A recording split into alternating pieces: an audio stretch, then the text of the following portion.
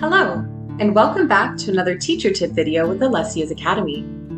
In today's video, we'll be looking at how to incorporate your quotes using MLA, APA, and Chicago-style formatting. There's a couple of things that you should consider before you get into the actual formatting of your quotes. For example, think about the way that you're introducing your quote. You don't want to just randomly leave a hanging piece of evidence in the middle of your paragraph. You want to make sure that the sentence before it kind of leads into what you're going to be using for evidence, and the one after it should definitely be elaborating on why that evidence is significant. So really think about the way that you're introducing your quote. Number 2, double check your punctuation and grammar for your quotations. They should fit seamlessly into the body paragraph, and this is what helps with the flow of your essay. And number 3, make sure your quote is relevant. The way your quote helps to prove your point should be somewhat obvious so that you can go into more elaborate detail on its significance.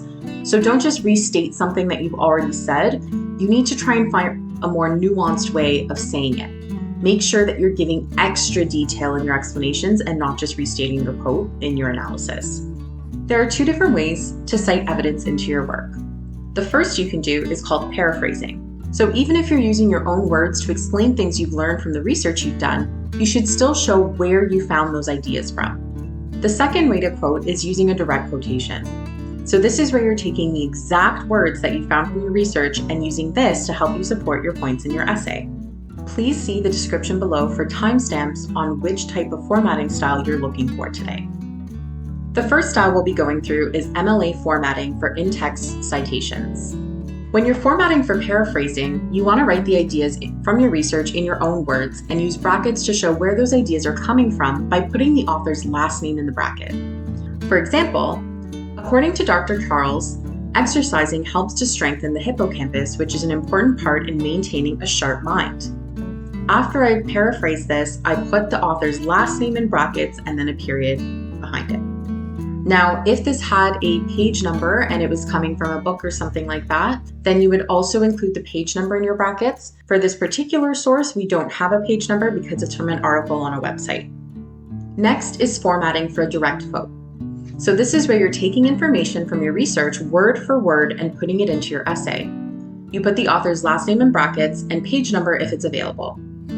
So for example, in direct quotations, I put, "It also prevents cognitive decline and memory loss by strengthening the hippocampus, part of the brain responsible for memory and learning." And then I have Charles again in brackets outside of the quotation mark, and notice the period goes after your brackets, not before. There's also a couple of different source types that do this kind of formatting in a little bit of a different way that we'll explore today. So one is when you're quoting poetry. For poetry, you would write the line number of the poem rather than the page numbers. So for example, "Still I'll rise." I have Angelou line 12 rather than a page number because it's coming from a poem. Now, if you are quoting plays are also something where you want to quote the act, scene, and line number rather than a page number. So for example, "The course of true love never did run smooth." Shakespeare, Act 1, Scene 1, line 136. There are also a number of different sources that you can use as well. Sometimes these sources don't necessarily have an author. So for sources with no author, what you want to do is give the title of the work instead in that brackets, since you don't have the author's last name to use. So for example, if it's something short like an article from a website, then it would look like this. "Some of the benefits of healthy eating include stable energy, strong bones and teeth, improved mental health, makes us think clearly and be more alert, maintaining a healthy weight and preventing cognitive diseases." And in the brackets, I put nationwide children's, and I put that in quotations inside of the brackets as well to show that it's a short article it's coming from.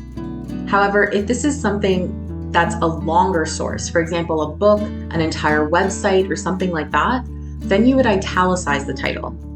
So for example, "Eating the right foods can actually make you happier. Nutrients such as iron and omega-3 fatty acids found in protein-rich foods can boost your mood." And in this, I put active health italicized inside of the brackets. So it just depends on the length of your source. If you're unsure, always double check with your teacher or professor. Now we'll be looking at how to do these in-text citations for APA formatting. When you're paraphrasing in your work, this is when you're taking ideas from your own research and putting them into your own words.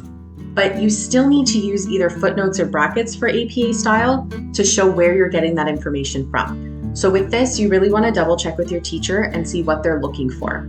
Typically, what would happen is if you needed to expand on the amount of source information, you would put it into a footnote and leave an abbreviated form in brackets. But again, double check your teacher for what they're expecting for this style because it will depend on the academic level that you're at for your class. So for APA style, you need to include the author's last name, year of publication, and page number in the brackets. For example, there is a significant amount of research which has proven that exercise is important for more than just our physical health. And in the brackets, we put the author's last name, year, the year of publication, 2011, and the page number, page 1. A quick note about the page number, you would just put P dot and the number, but if you are using multiple pages, so let's say this was occurring from pages 1 to 3, then I would put 2 P's there, so a double P dot 1 to dash 3. A quick note on footnoting. If your teacher or professor asks you for footnotes, then you would insert a footnote with the same information as your works cited page citation. But you would put the author's first name and then their last name, and you wouldn't include the website link. So that's how you would modify it when you're doing footnotes in the body of your essay versus the works cited page or bibliography that you have at the very end of it.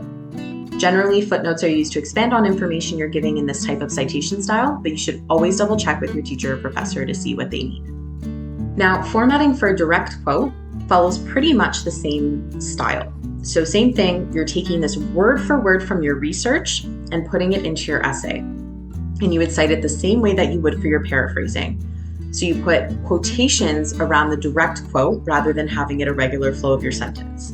So for example, as evidence piles up, the exercise mental health connection is becoming impossible to ignore. And then outside of those quotations, we have year, 2011, page 1 in brackets.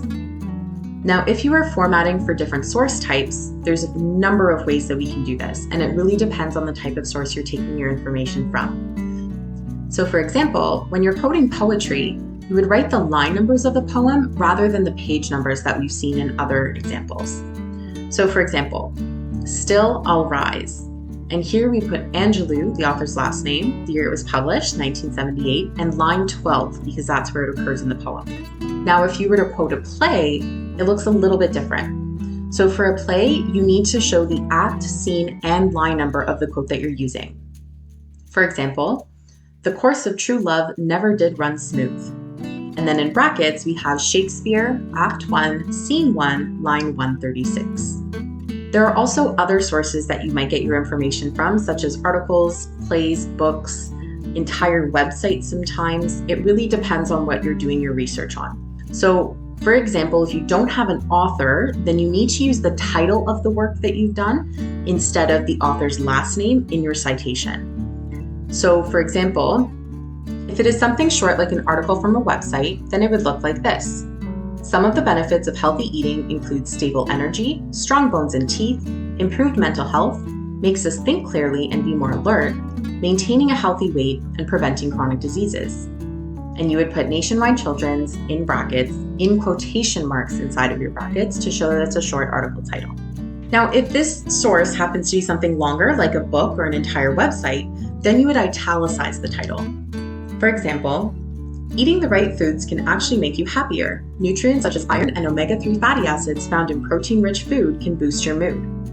And here in brackets, we have active health because that is the name of the entire website, and I'm putting it in italicized formatting for it. Again, if you are unsure if you should use in-text citations or footnotes, always ask your teacher or professor to clarify for you because some people expect different types of formatting for this particular style.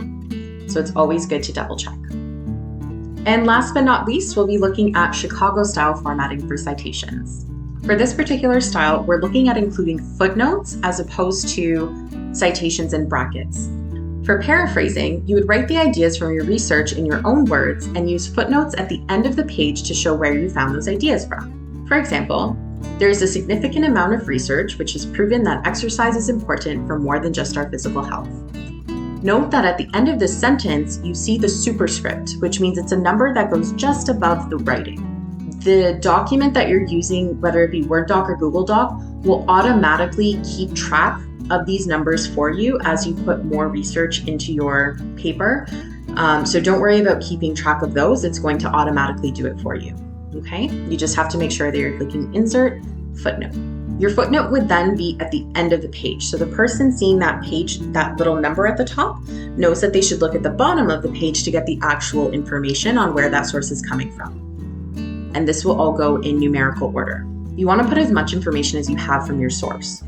So at the bottom of your page, we'll have that number, so number 1 again, and you put the first name, last name, the title of the book, the place of publication, so the publisher, the year of publication, and then the page number. Note that when you're using this, it is a little bit different from the way that you would format it for your bibliography. So in the footnote, you do the author's first name and last name, and you do not put the actual hyperlink of the website page. Whereas in your bibliography, you would put the author's last name first and include the website link for the article as well. So just make sure you're making that distinction between the two. Now, if you're formatting for a direct quote, this is where you're taking information from your research word for word and putting it into your essay. You would cite it in the same way that you use for your paraphrasing, but you would include quotations around the direct quote. So for example, as evidence piles up, the exercise mental health connection is becoming impossible to ignore. So notice how I put quotations around it because I'm taking it word for word, and that superscript number for my footnote is going outside of the period at the very top there. And then the person knows to go down to the footnote for additional information. Now, there are a number of different source types that you can use in your research as you're learning. So you really want to think about which kinds you're using because they format a little bit differently. For example, when you're quoting poetry, you would write the line numbers of the poem rather than the page numbers. So for example, it would say Angelou, line 12, rather than a page number for it. If you are quoting plays, they require you to show the act, scene, and the line number of the quote. So for example, I might have a quote from Shakespeare and it would say Shakespeare, Act 1, Scene 1, line 136. So if you don't have the author, you give the title of the work instead in your footnote and just give as much information as you can for your source. If it is something short like an article from a website, then you would put the article in quotation marks. But if it's something a little bit longer like a book or an entire website, then you would italicize that title instead. We hope this has helped you with your formatting for your essay. If you have any further questions, please let us know in the comments below and we will help you as soon as we can. Also be sure to check out our other formatting videos in our teacher tip playlist to help you as you continue to format the rest of your essay. Please like, share, and subscribe for more videos that teach you how to learn for life and get through school while taking care of yourself. Until next time, see you soon.